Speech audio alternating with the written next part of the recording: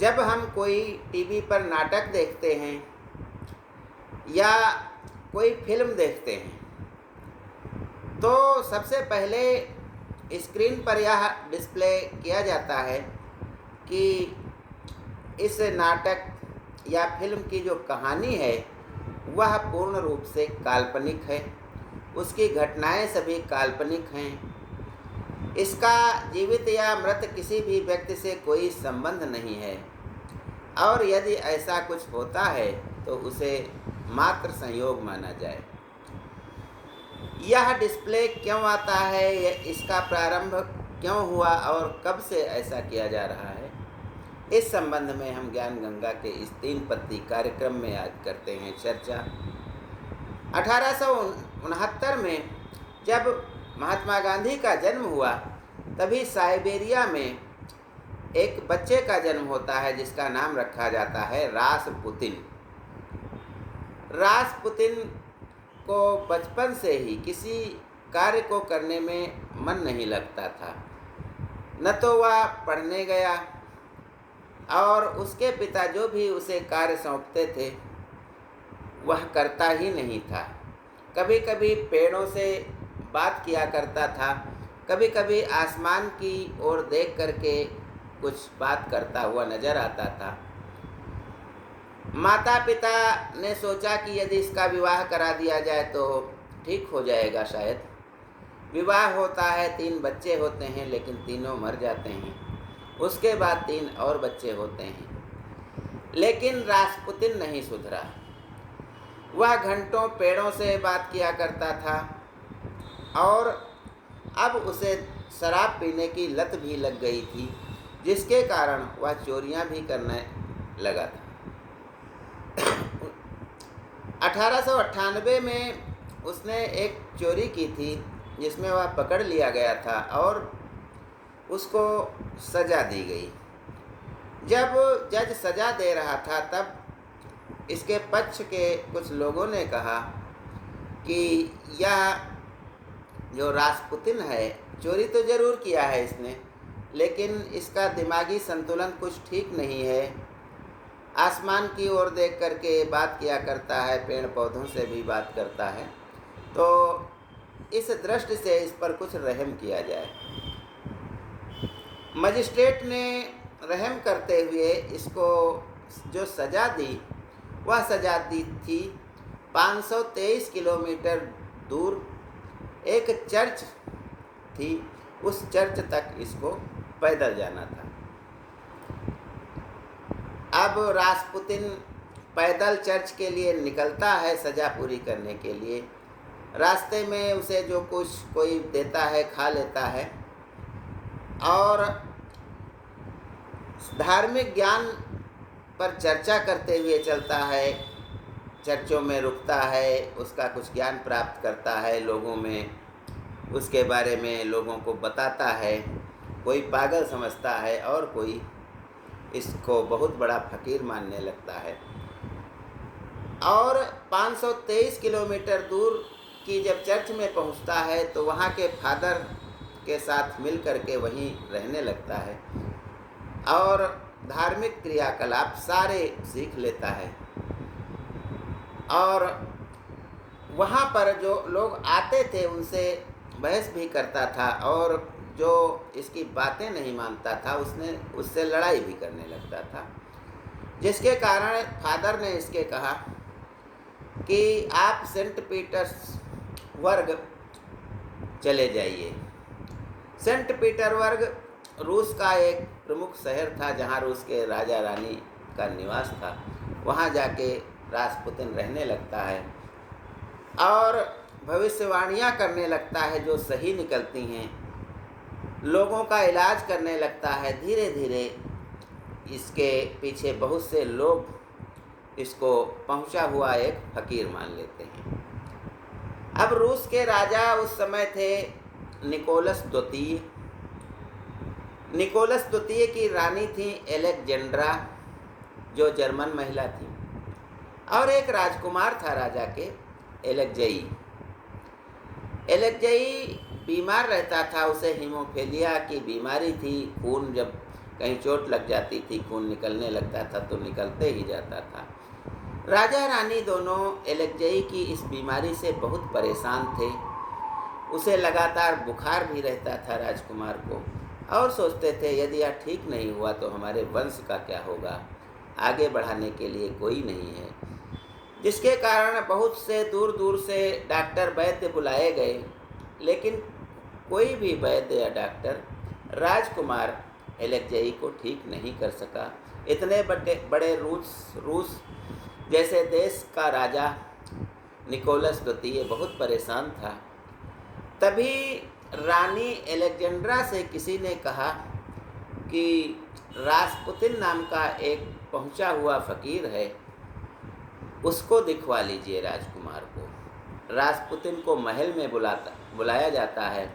राजा रानी दोनों उसे ले जाते हैं बच्चे के पास।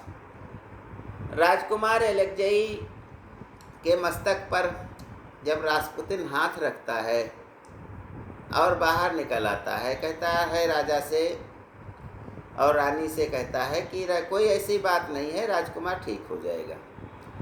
अब इसे संयोग कहा जाए या कुछ और, दूसरे दिन राजकुमार बिल्कुल ठीक हो गया।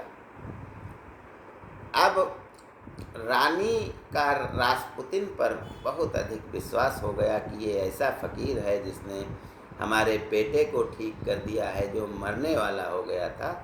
तो रानी उससे बहुत प्रभावित होती हैं और राजा रानी उसे महल में ही रहने के लिए बुला लेते हैं। अब रासपुतिन रूस के राजा निकोलस द्वितीय और रानी एलेक्जेंड्रा और राजकुमार एलेक्जेई के साथ महल में रहने लगता है।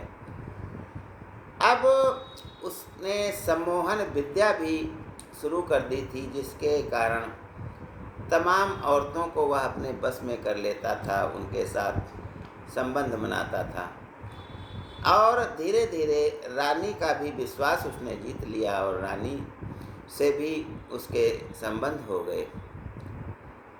अब राजा जब भी कोई कदम उठाते थे, कहीं लड़ाई होती थी, तो रासपुतिन से सलाह लेते थे कि कैसे क्या किया जाए। रासपुतिन उपाय बताता था जिसके कारण राजा जीत जाता था।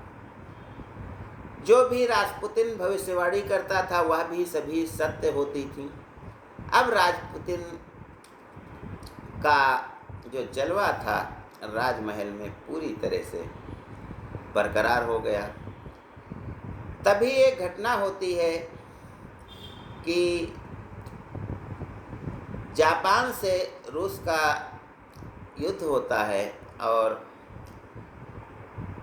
राजा हार जाता है रूस का। अब लोगों को कहने का मौका मिल जाता है कि ये तो रासपुतिन के कहने से ही ऐसे लड़ने के लिए सेना गई थी, तभी हार हो गई। इस प्रकार से तरह तरह की लोगों में बातें होने लगती हैं। लोग नाराज हो जाते हैं कि राजा तो रासपुतिन के बस में है, राजमहल तो एक तांत्रिक चला रहा है। तो ऐसी बातें सुन कर के पब्लिक विद्रोह कर देती है और राजमहल की ओर चल पड़ती है, क्योंकि वो सोचती थी राजा रानी और ये सबको मार डाले और नया राजा जो रासपुतिन से मुक्त हो उसको गद्दी पर बिठाएंगे। राजा को जब यह बात पता चलती है तो वे सेना बुलाते हैं और सारे विद्रोहियों को मार डालते हैं। बहुत बड़ी संख्या में विद्रोही मारे जाते हैं और यह चूँकि घटना रविवार को हुई थी तो इसे हम खूनी रविवार के नाम से जानते हैं। यानी खून इतिहास में जो खूनी रविवार पढ़ा जाता है तो वह यही घटना होती है। अब रासपुतिन बच जाता है, लेकिन वह राजनीति के कार्य में, राजा के कार्य में हस्तक्षेप करता रहता है और अपना सम्मोहन विद्या और तरह तरह की विद्याएं धारण करके अपना औरतों के साथ मौज मस्ती किया करता है। यही उसका काम था। एक बार इसने राजा के भतीजे जो फिनिक्स था उसके कुछ संबंधी जो मंत्री थे फिनिक्स से संबंधित, उनको हटवा दिया इससे फिनिक्स गुस्सा हो गया, क्योंकि फिनिक्स राजा का भतीजा जरूर था, लेकिन वह राजा का तख्ता पलट करके राजा निकोलस द्वितीय को मार करके खुद राजा बनना चाहता था। और जब तक रासपुतिन जीवित था तब तक यह संभव नहीं था। तो राजा के भतीजे ने राजा को मारने के लिए, तख्ता पलटने के लिए सोचा कि सबसे पहले हम रासपुतिन जो तांत्रिक है इसको मार डालें। अब रासपुतिन को कहा गया कि फिनिक्स ने कहा कि मेरी पत्नी ने बुलाया है।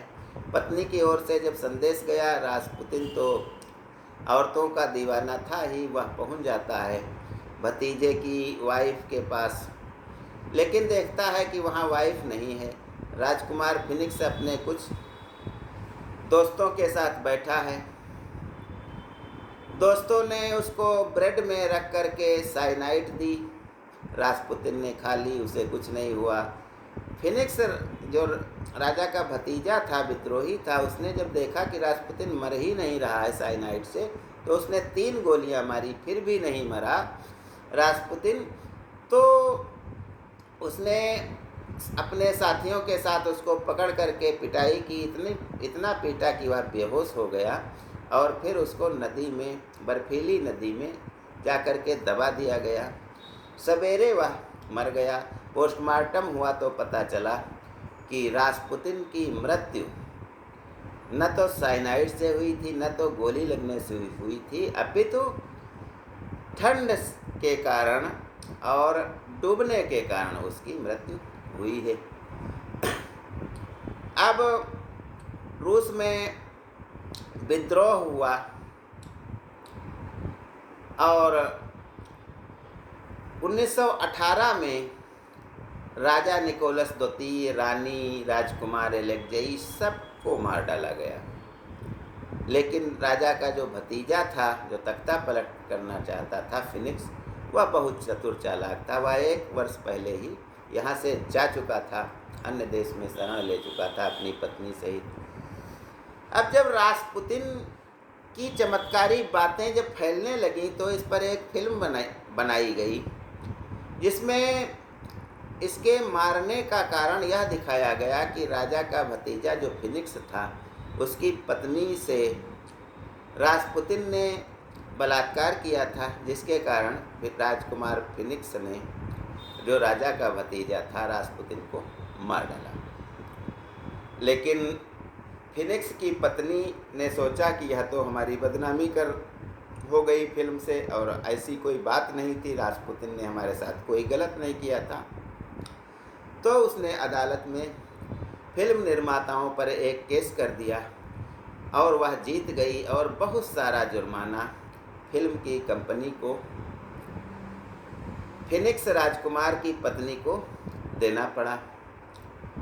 और इस जुर्माने के कारण ही उसके बाद से जो भी फिल्में बनती हैं, जो भी धारावाहिक बनते हैं, उनमें यह पहले ही लिख दिया जाता है कि यह कहानी पूर्ण रूप से काल्पनिक है, इसका किसी जीवित या मृत व्यक्ति से कोई संबंध नहीं है।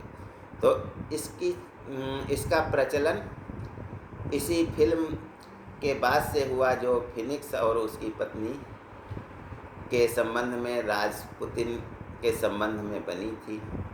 और खूनी रविवार जो जनता ने विद्रोह किया था, वह भी विश्वविख्यात है।